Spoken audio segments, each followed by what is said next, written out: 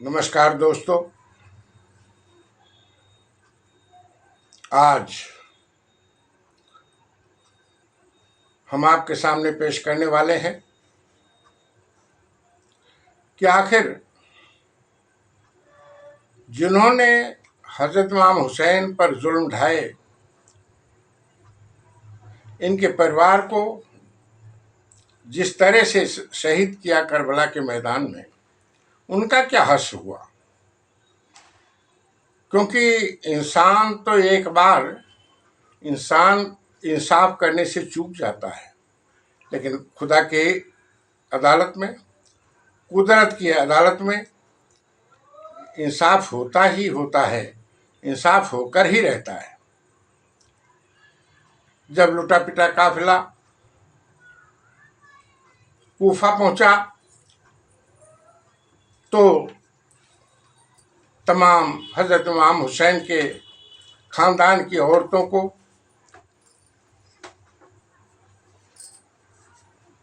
चेहरे पर से पर्दा हटाकर और उन्हें ऊंट पर बिठाकर और आगे आगे सर भाले में रखे हुए और कूफा की सड़कों पर एक जुलूस निकाला गया। और इसके बाद बिनते अली हजरत ज़ैनब ने इब्ने ज़ियाद को बहुत ललकारा और कूफा वालों को बहुत धिक्कारा कि आज मेरे साथ जो कुछ हुआ है, तुम सब खामोश रह सकते हो, लेकिन इसके लिए तुम भी माफ नहीं किए जाओगे। जुल्म करने वाला तो दंड पाता ही है, लेकिन जुल्म सहने वाले को भी खुदा दंड देता है।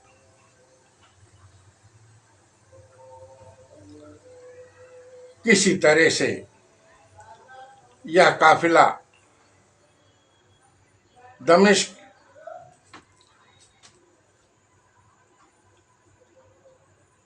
यजीद के दरबार में पहुंचता है।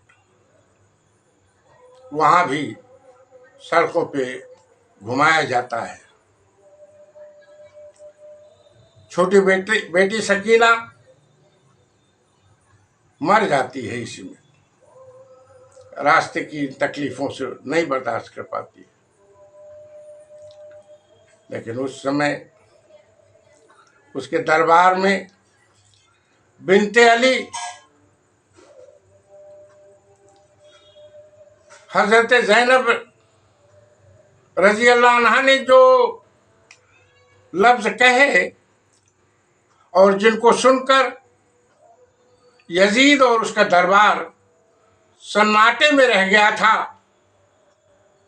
कि हुसैन के खून से जिस सल्तनत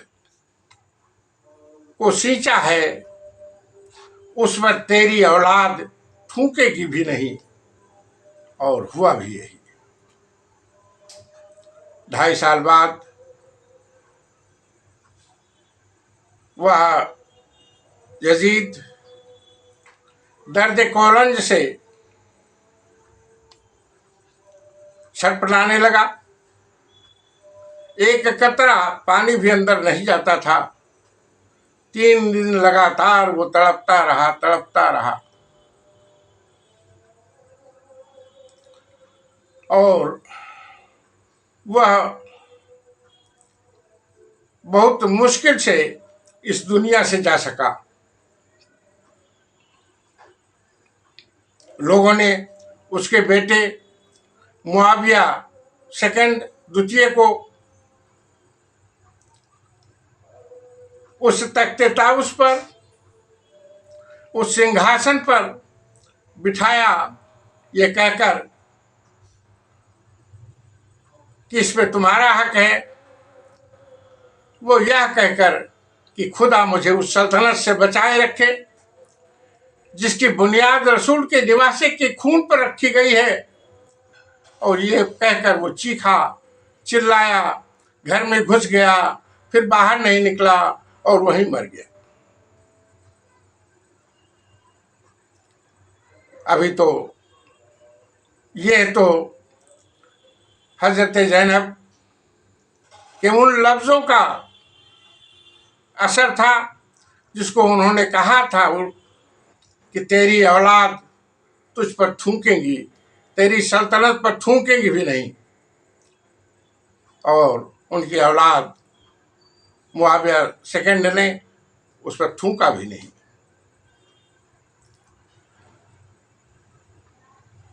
इधर अमरशाद, खूली, शेम्र, हुरमला, इब्ने जियाद सबको बहुत बहुत जागीरें दी गईं, तोहफे दिए गए। इब्ने जियाद को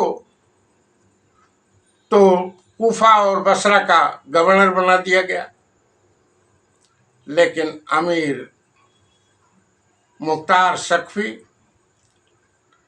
जो क्रांतिकारी थे, आंदोलनकारी थे, उन्होंने अपना आंदोलन चलाए रखा।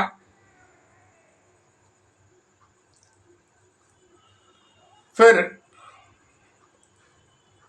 इनके आंदोलनकारी इब्ने जियाद की फौज से लड़ी, जिसमें इब्ने जियाद ने उनकी फौज का सफाया कर दिया और इब्ने जियाद को भी मार डाला।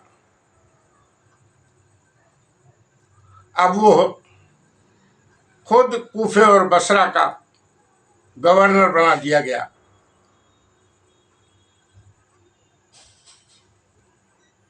मुख्तार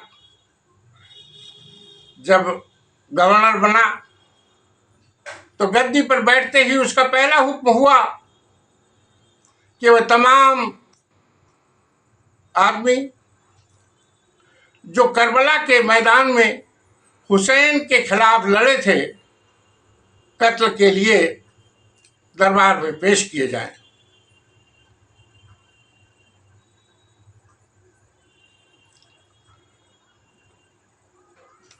मुख्तार के सरदार गए और पकड़कर कैस, तबरान, बशीर, असवद, अम्र बिन हजाज को घसीटते हुए ला करके पेश किया। हुक्म दिया अमीर मुख्तार ने कि इनको तड़पा तड़पा कर मारा जाए, सिसका सिसका कर मारा जाए। और इसी के बाद और लोगों को भी पेश किया गया, जो भी ढूंढे मिले। कूफा में, बसरा में एक एक को ढूंढ कर लाया गया और सबको सिसका सिसका कर, तड़पा तड़पा कर मारा गया। मुख्तार का दूसरा हुक्म हुआ कि अमरशाद, उमर बिन साद, शिम्र, खूली और हुरमला जहां कहीं भी हो, उनको खोज कर लाया जाए और दरबार में कत्ल के लिए पेश किया जाए।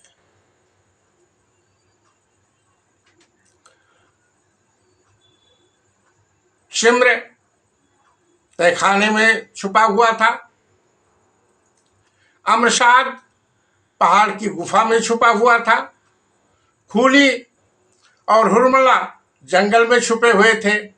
लेकिन मुख्तार के वीर सिपाही, उनका वीर लश्कर, उनके क्रांतिकारी, उनके आंदोलनकारी, वो सब एक एक को ढूंढ करके और दरबार में पेश किया। अमरशाद से पूछा, तुम्हारे हाथ नहीं कांपे? तुम अपने को मुसलमान कहते हो? जिसने ये दीन तुमको मुसलमान बनाया, हजरत मोहम्मद सल्लल्लाहु अलैहि वसल्लम, उनके ही निवासी का तुमने खून कर दिया, उनके परिवार को शहीद कर दिया। तुझे शर्म नहीं आई? तेरे हाथ नहीं कांपे? अमर साद ने कहा, इब्ने ज़ियाद का हुक्म था। हुक्म कैसा? वो कोई खुदा का हुक्म था क्या? कुछ नहीं, अमर साद के लड़के को पेश किया जाए और इनके सामने,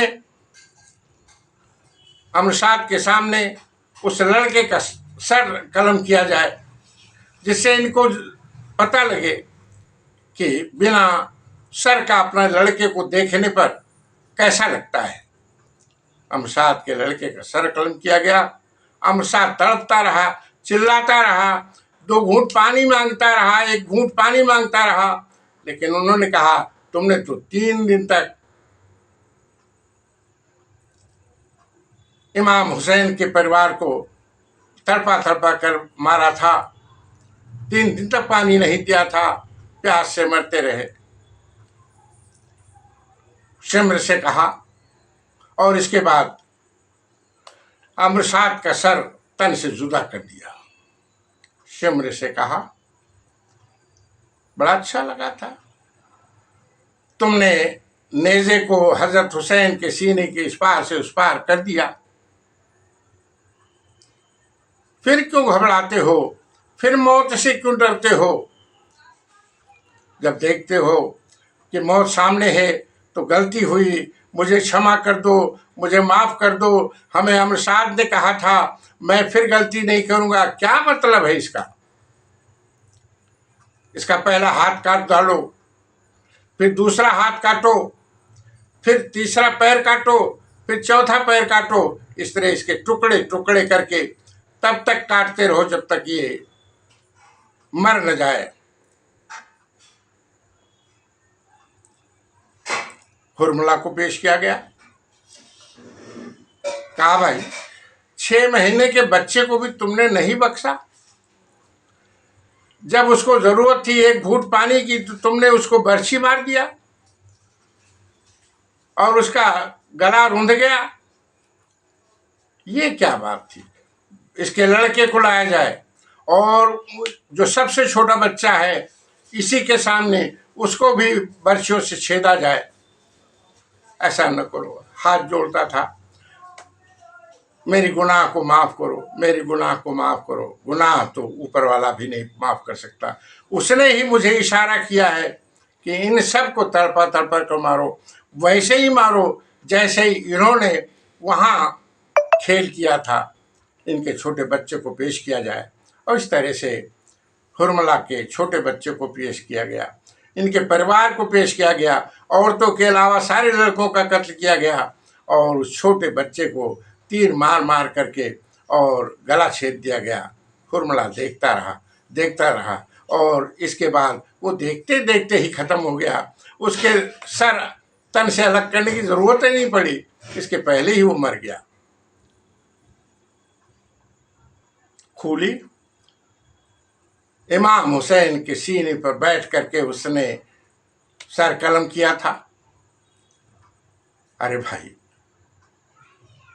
ये कौन सी मर्दानगी थी? ये कौन सी तुम्हारी वीरता थी कि जब कोई इस संसार से जा रहा हो तब उसका सर तन से जुदा कर दो, सिर्फ इसलिए कि तुम्हें अच्छे तोहफे मिलेंगे, तुम माला माल हो जाओगे, अच्छे ओहदे मिलेंगे।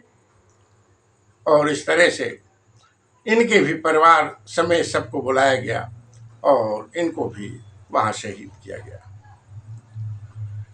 मैं ये चर्चा कर रहा था कि जिस तरह से हजरत इमाम हुसैन और उनके परिवार को करबला के मैदान में शहीद किया गया, 2 साल बाद